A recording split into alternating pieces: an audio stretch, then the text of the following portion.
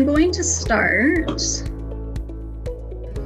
by asking everyone to imagine that it's November 2nd of 2050. So COVID is a thing of the past. Life in Canada has returned to relatively normal until at about 10:15 in the morning, an 8.2 magnitude earthquake hits the west coast of Canada, impacting all of the communities across southwestern BC. So this is a picture of Vancouver after the earthquake. Notice that not a single building was damaged and nobody was seriously hurt.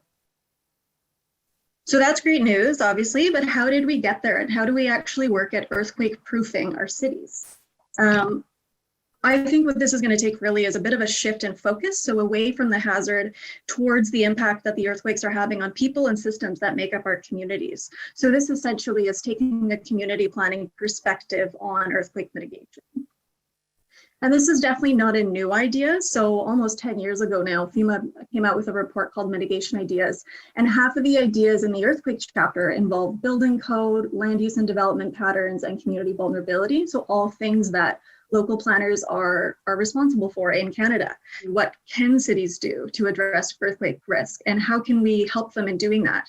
So I think the first step to answer that question really is to bring risk scientists, planners, engineers, policymakers all together to collaboratively look at and work with the information that we have.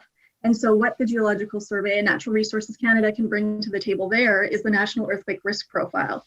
And for those who don't know, the profile is an innovative mapping tool that basically shows at a neighborhood level across the entire country the impacts that a significant earthquake would have on buildings and people.